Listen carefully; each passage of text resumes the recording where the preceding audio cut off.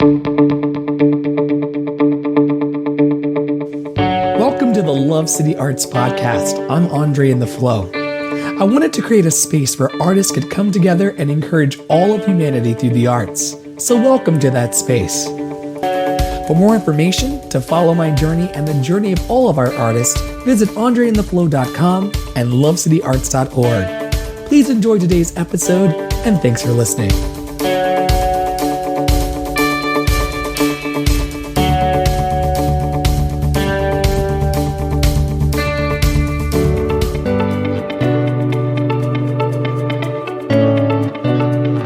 Beatrice Erika Mays has appeared in several film, television, voiceover, and theater productions during her young and flourishing career. You may have seen her in Amazon's Sex and the Single Lady, How to Do Everything, and Tony James's Blue House Slave, just to name a few. Known for her ambiguous look and mesmerizing vocal sound, she's been recognized as the Meriden Black Expo's Miss Photogenic 2010 and her high school's most likely to become famous.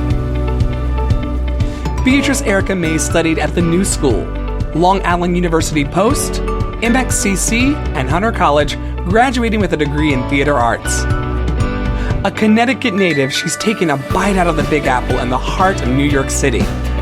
Check out Beatrice Erika Mays on IMDb, Actors Access, and social media platforms at @ericasway_. Join me now in my heartfelt and fun conversation with Beatrice Erika Mays about connections on the train, injecting love into your art, being your biggest fan, taking a breath, and so much more. Hi there, and hello everybody, and welcome to the Love City Arts Podcast. I'm Andre in the Flow, and today I'm joined by Beatrice Erika Mays. She is an artist. Hey girl, she is an actress, an artist based in New York City, and the joy coming through this line, y'all, I gotta tell you, it's amazing. Thanks for being here. Yes, thank you so much, Andre, for having me. So tell us about yourself. Tell us how are you putting out love in the university or arts these days?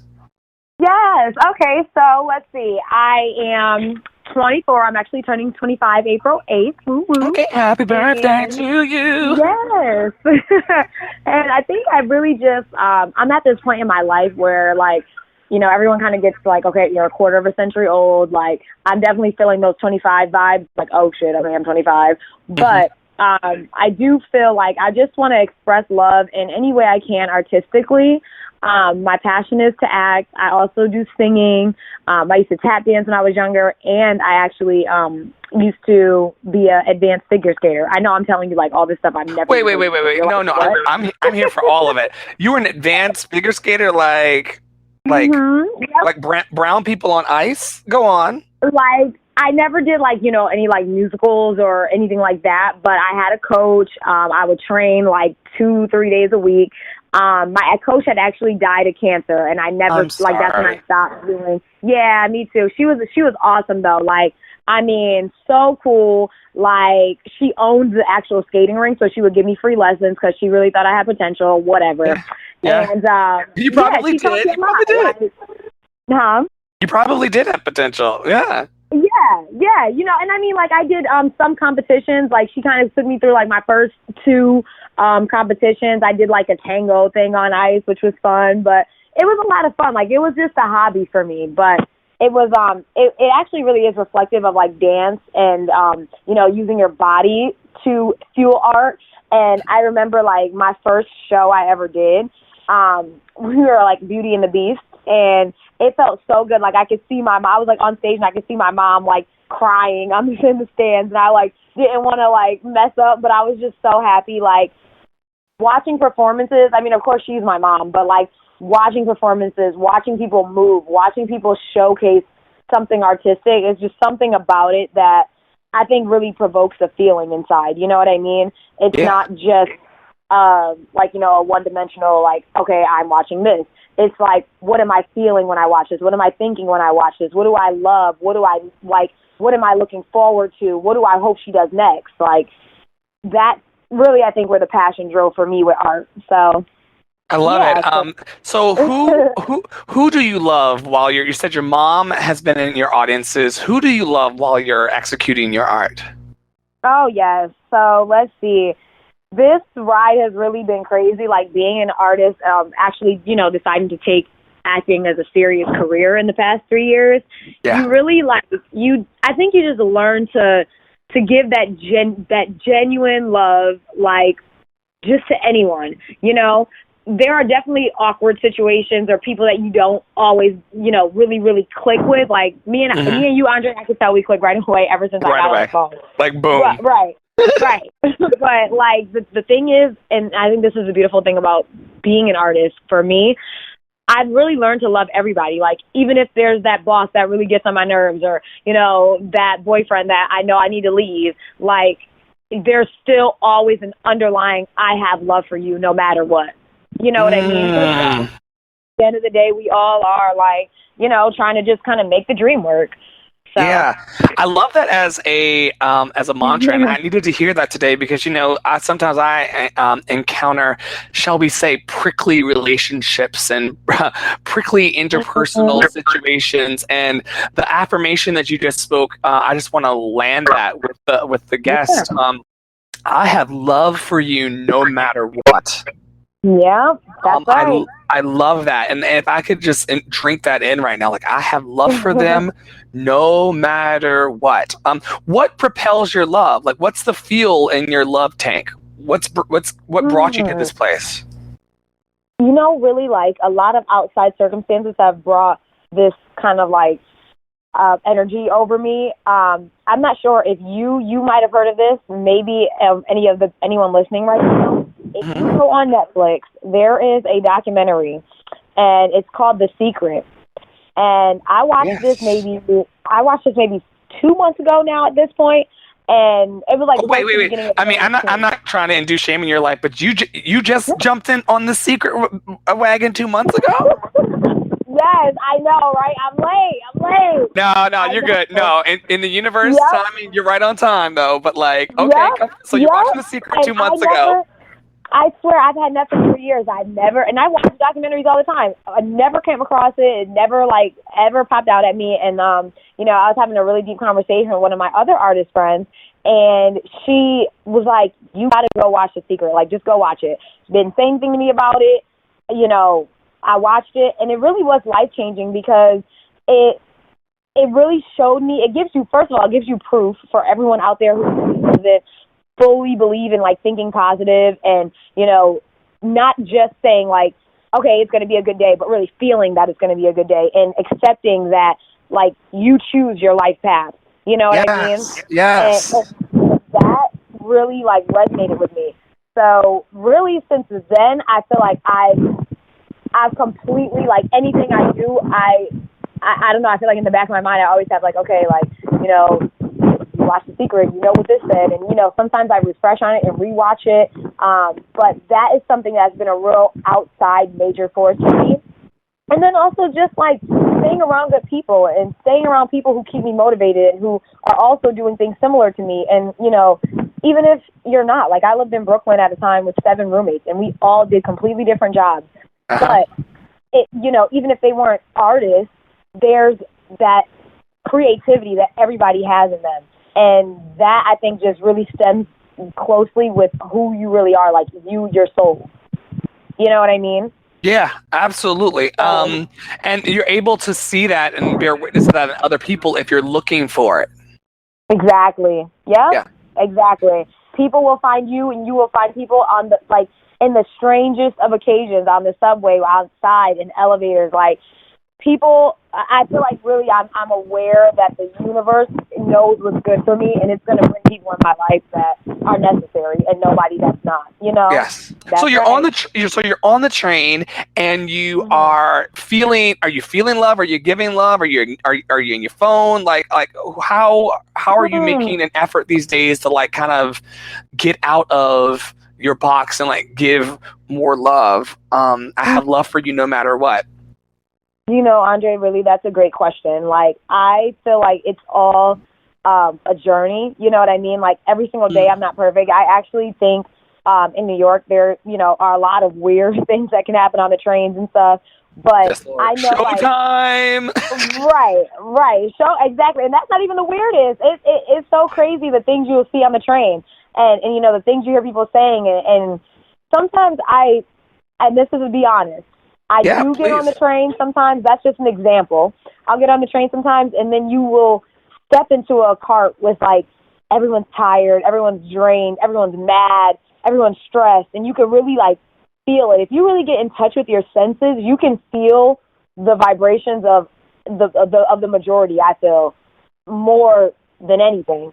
And, there's definitely been times I've been on the train and it's like, damn, like my mood kind of goes down a little bit with others being around. But in this journey of, like, being positive and expressing love and really going for what I want in life, I'm at a point where when I do recognize that, I immediately cut it out. I immediately say, like, this is not going to get to me. This is not going to affect me.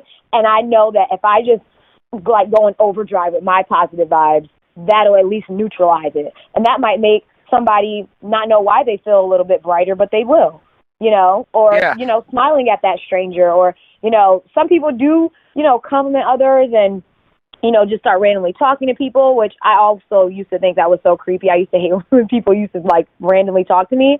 Yeah. Now I just accept it because, like, how else are you going to meet people? How else are you going to really, like, show others that, yes, I am a positive person and I accept what you're saying to me, and, you might not be coming up to me just because, like, you think I'm pretty and you want to hit on me or whatever.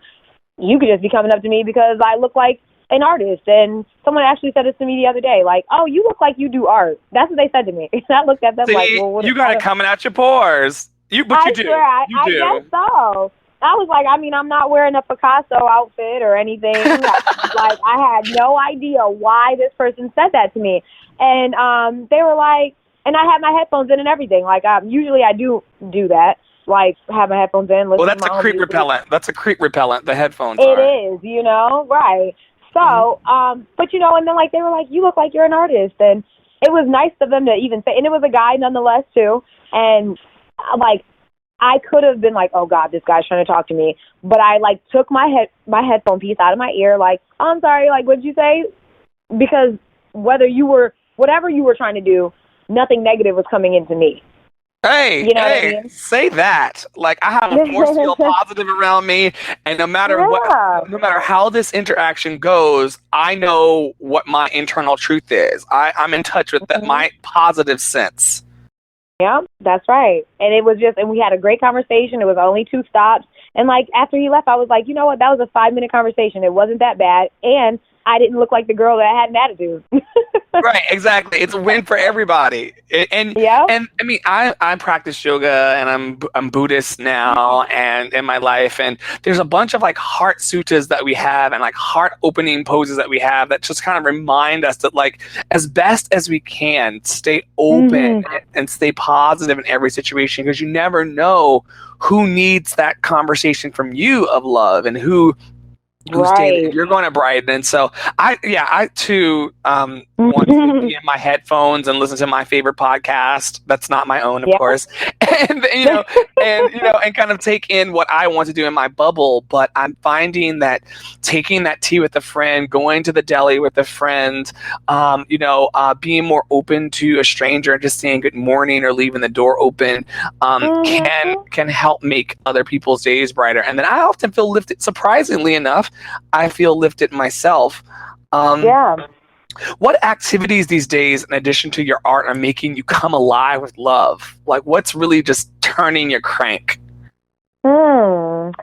It's so interesting that you actually said that you do yoga and, like, that you practice Buddhism. And I love that you saying that, because I feel like I've been meditating a lot more lately. Okay. And that is, like, it's so crazy. Like, I'm not perfect at it. There's still, like, days where I'm like, oh, I don't feel like getting up and even doing that. But whenever I do, it feels so necessary. And it feels like, what would I be doing if I didn't just do this meditation? If I didn't just turn off everything, turn my phone on Do Not Disturb, turn my lights, my TV off, light a candle, and just zen out. You know what I mean? Yeah. So So the meditation for me is definitely something I've been doing a lot more, trying to practice. And I love that you do yoga. Like, send me some, like, videos I should watch or songs I will. I should, like, meditate to. I would love that. Really, I would, Andre, because I feel like it's so helpful. It's so helpful to life. It's such a de-stressor. You know what I mean? It's awesome. I started with this young woman on YouTube years ago called Adrienne. It's the YouTube channel is called Yoga with Adrienne, and she has a bunch of 1 to 30 day like introductory courses. Like, you can do a 30-day yoga intro, a 30-day love yourself yoga retreat. Oh my God. And so if you have a mat, like, she'll take you from the very basics of, like, you know, how to place your hands, how to place your feet. Like, she'll take you through all of the poses and things like that and kind of give you like a strong introduction. So yeah, I recommend that to the listeners. I recommend that to you. I'll send you a link after we're done though. And okay. Yeah, really good stuff. What else in addition to yoga and meditation? Like, is there a food you enjoy, or a certain conversation with a loved one that really makes you come alive? You know, every time I talk to, this is back to that Brooklyn living with 7 people situation. There's one particular friend that I've taken out of that roommating situation that we kind of like try to meet we try not to go at least 2 months without seeing each other. And she is someone, she's actually a journalist. She actually had, like, as an author, she just got a editing gig or something with Scholastic. Scholastic. So she's been doing her thing with that. She's a photographer, Diana Crandall. She's awesome. And she's on Facebook, Instagram, all that. You better promote your friend. Mm-hmm. Oh my gosh, yes. Shameless, not shameless post about Diana. Yes. I send her this podcast too, so she knows I'm talking about her. But she is like so awesome, and every time we hang out, she's like a person I can actually, like, when you asked me that, immediately Diana came into my mind because she's a great creative mind as well. Not only is she a writer, she's a journalist. We actually did a short film together, which you can find on my YouTube channel. Drop that name of the YouTube channel really quickly while we love on Diana. What is it? So the YouTube channel, you can follow me. You just type in Beatrice Erika Mays on YouTube. My page should come up. I say that because I don't even know what my YouTube name is, which is that's fine. That's fine. But Beatrice Erika Mays, it comes right up. And yes, on my page, I have like my demo reel. I was kind of doing natural hair reviews and stuff for a little while. Okay. And there's an acting folder, and we did this short story. It was kind of like a monologue, but a spoken word, and we kind of like filmed it out. And it's called This is not your everyday hangover. Or no, it's a different kind of hangover. That's the name of the short film. It's a different kind of hangover. Yep, a different kind of hangover. And me and her, it was just the two of us. She wrote the entire poem, and I expressed it in a monologue, and we filmed it, and we have different scenes. It came together so awesome. And the point I was making of all of that is she is somebody that when we talk, I mean, we go through completely different things. We're in completely different parts of life right now, but there's so much that like we think the same on, you know what I mean? We are so about that energy, so about the good vibes, so about just transmitting that positivity toward each other. So she's definitely a life changer for me. Definitely. So good.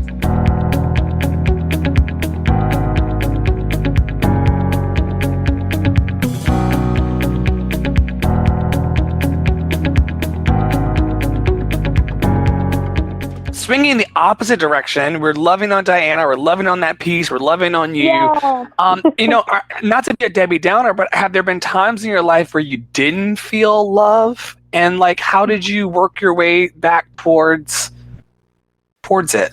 Yeah, definitely. I would say there's been a lot of times where, I don't always feel loved or, but I when I really sit and think about that, if I ever have in a moment not felt loved, it's been maybe when I haven't been loving myself as much as usual. You know what I mean? Mm-hmm. Yeah. So that for me is like when I really think, oh, I don't feel loved or I don't feel like it's positive, I have to ask myself, like, why? And it's usually 9 times out of 10 when I'm stressed or I'm letting myself get in my own mind, and, you know, I may not be as having as much faith as I know I can. And once I identify that, I can immediately start working on it because I pinpoint my success. I pinpoint my happiness. You know what I mean? So, you know, definitely there are times where, you know, you're kind of not hanging out with friends, or you may be a little lonely, or you may have had a breakup or whatever, but you have to have those people in your life, even if it's one person, even if it's just one. For me, thankfully, I have at least 2. Yes, two is good. Yeah, 2 is good. But, you know, as long as you have one person who, like, you know, loves you no matter what, you know it's an unconditional force, that for me is my mom. And, you know, I can always, she goes through her own things as well. And as I enter into adulthood, I become more of, like, you know, I don't always tell her absolutely everything because she doesn't understand a lot of, like, being an artist, struggling in New York, and what you're, you know, living in these crazy expensive apartments out here. Listen. Yeah. So, so she doesn't always understand all of that, but regardless, she loves me no matter what. So as long as, I mean, if anyone is out there that, you know, really doesn't feel loved on, or, you know, really feels like, you know, man, I'm not seeing, like, the positivity in my life, or I'm not seeing, like, where I'm loved, who loves me, take a look at yourself and start from there, you know? What a mouthful. I just want to take a moment to, like, drink that in. Wow, that's really, really, really good. How does love present itself in your personal artistry? How do you inject and infuse love into that? I don't really know. How do I inject love into my art? I really think it just starts with my passion. You know what I mean? And like, acting for me is something, I mean, of course, every artist has their own, you know, concentration that they focus on. But for me, acting has been so much of a journey for me. Like, outside of the camera versus on camera, you know, just being able to talk to people. I used to be very shy, you know. I used to be very, like, what is that word I'm looking for? Like, introverted. And I still can be, but, you know, I used to be very introverted, like, wouldn't let anyone in. And through acting, I've learned to just kind of, like, be more vocal, you know, risk it. Who cares what someone's thinking of you? And half the time, it's not even as bad as you think they're thinking. You know what I mean? You are your own worst critic. But the best thing about that is you can be your biggest fan. And through acting, I've really. I'm gonna pause you again. I'm gonna pause you again, and that's a nugget. That is an Beatrice Erika May's nugget. You said you can be your own worst critic, but then you can turn it around and be. You could be your biggest fan. Say that. Yeah, and you gotta know that. Because as someone too, like, you know, in middle school, high school, it's hard being, like, an adolescent, being a minority, being, you know, trying to, like, figure yourself out. Like, it's hard. It's not the easiest thing. But if you depend on someone else to make that happiness for you or to fix it, like, you'll be waiting forever, you know? So you have to kind of start with you. And acting has definitely taught me all this. Like, even everything I'm talking about now and everything that I'm saying right now, I can really honestly say acting has shifted my mind. It's shifted my focus. It's made me think more positively. And because of that, I feel my performances have been better than they have been in past years, you know. And, like, it helps my craft as well. So for the listener that you say, like, you're gonna have to, you know, get more positive, you're gonna have to get more thoughtful. For the listener that's like, all right, well, you can say that, but, like, how? Like, how? Well, I would just say, you know, you just start taking baby steps. Don't overwhelm yourself. Don't give yourself too much pressure. Like, oh my God, I gotta fix everything now. You know, it doesn't work like that.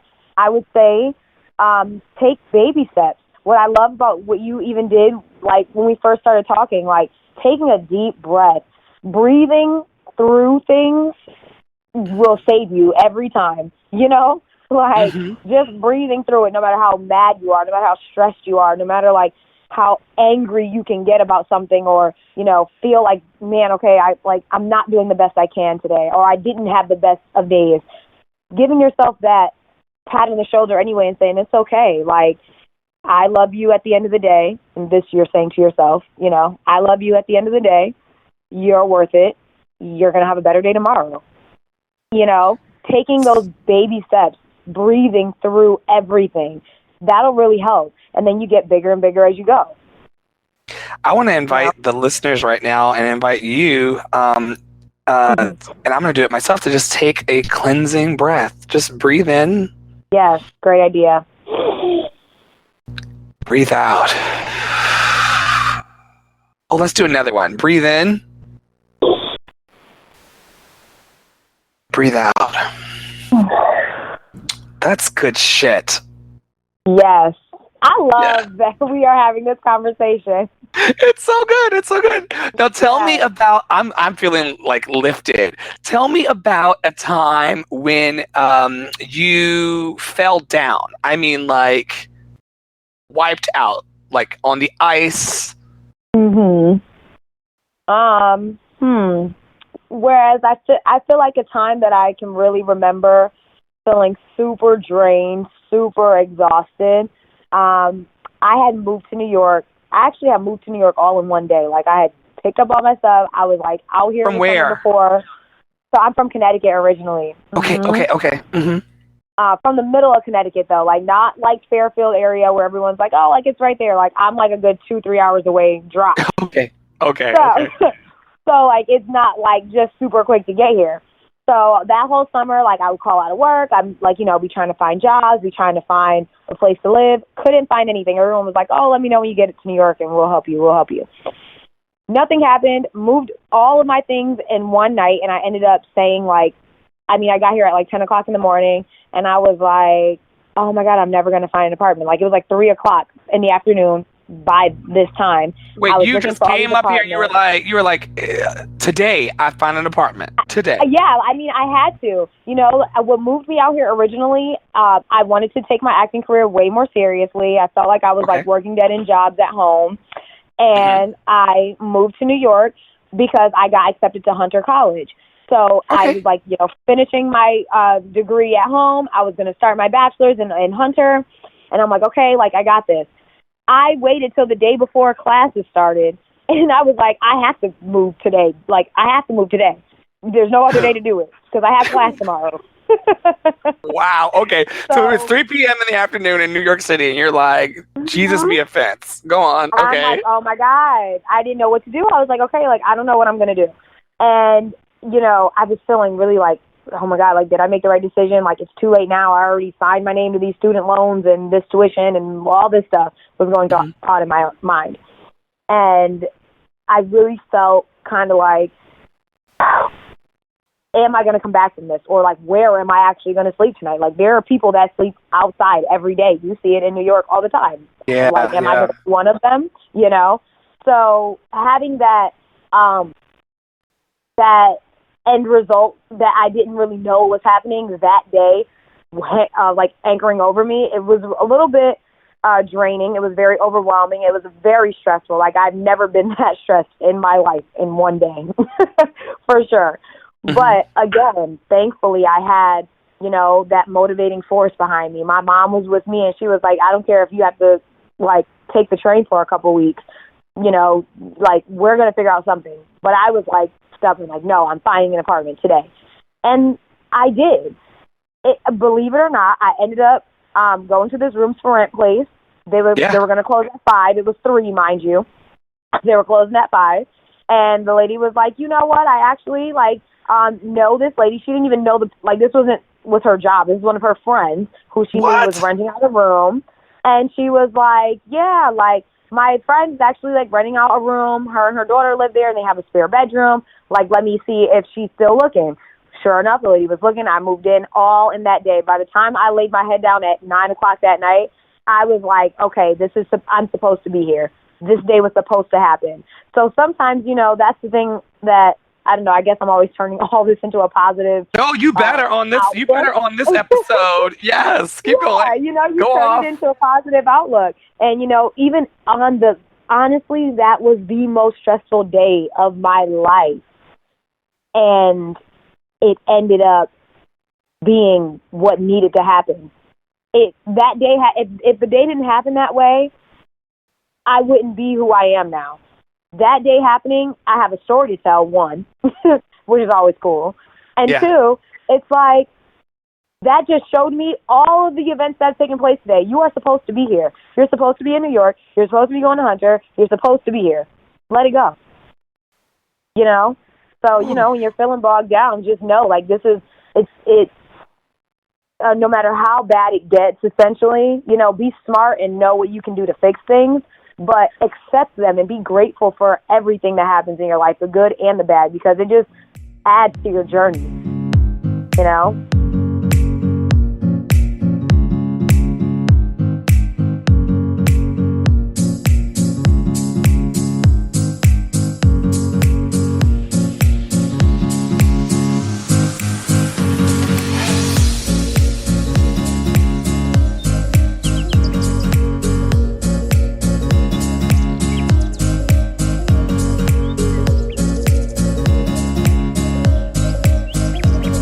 I do know.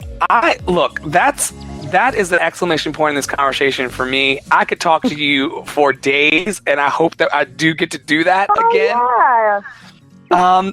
Where can people find you once again online and follow your work? Yes, so definitely I am most proactive on Instagram. My Instagram is Erika's Way, like it's my way or the highway, Erika's Way. Spell that out for the listeners. Okay, so that's ErikaSWAY_. So you can follow me on Instagram, on YouTube, as I said, just type in Beatrice Erika Mays. Oh my God, where am I? Facebook. I have a Facebook fan page. It's actually doing really well. And surprisingly, which I'm so glad we waited to do this podcast interview, because I was recently in a web series that just launched on Amazon Prime. So on Prime, yes, it is called Sex and the Single Lady, and you type that up. We're the only web series called that, and we only have our first 3 episodes up, but stay tuned, because it's a story about murder and sex and scandal, and I'm actually one of the starring roles. It's me and 4 other girls. We're starring in the roles, and it was a pleasure to work with all of the ladies on set. Also, Giviad Joseph was on that set. He plays my husband. And Giviad Joseph, and no one knows him, he's probably the most famous out of all of us, I'd say, at this point. He's been on Power with 50 Cent's show Power. He's been in A Boogie with the Hoodies new music video. He's been on The Wire. He's been on a lot of different platforms, different shows and TV. So yeah, it'll be a good series. There's a lot to see. I'm not giving away anything. That's right. It's a great series. So everyone go check it out. Yeah. I'm smiling from ear to ear for you. Like I'm just bathing in that black girl magic right now. Like that's great. Thank you so much, Andre. I always end every podcast with 3 fill in the blanks, and I would love for you to do that if you'd like. Okay, yeah, I'm down. Let's go. Okay, love is blank. Love is challenging. Love is real. And love is worth it. Ooh, yes. You're about to make me run laps around the building. Joy. Think about that for a minute. It's so good. Joy is blank. Joy is exciting. Joy is pure. Joy is necessary. Woo! Those are the 3 I'd say for that. Yeah, like I'm feeling you on that necessary. Like it's essential. Like how are we gonna make it through? Like it is a required tool in your belt. But this is your answer, not my answer. But like, wow. Yeah, it is. And, you know, it's so necessary. And if you are someone who is not experiencing joy, just understand that it is necessary. So anything that's a necessity to you, you can make that happen. You know? Oof. Last one. Freedom is blank.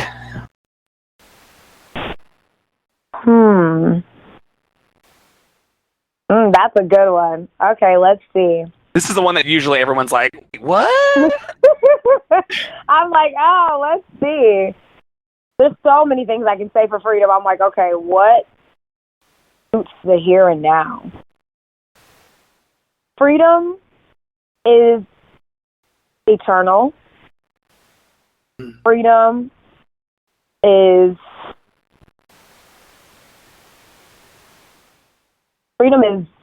starts within. Could I say freedom starts within?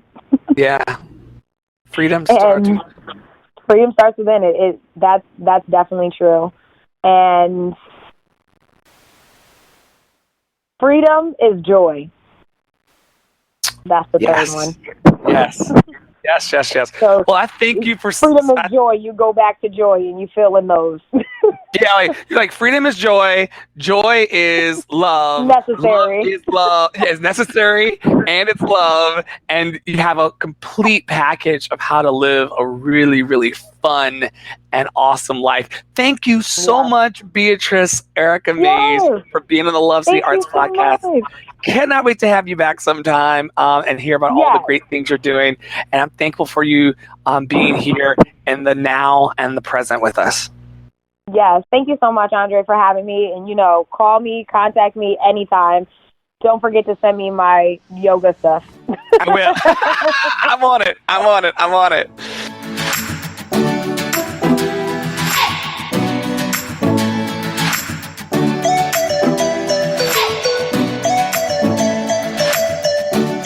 If you enjoyed today's podcast, I want to invite you to like, share, comment, and tweet about this episode.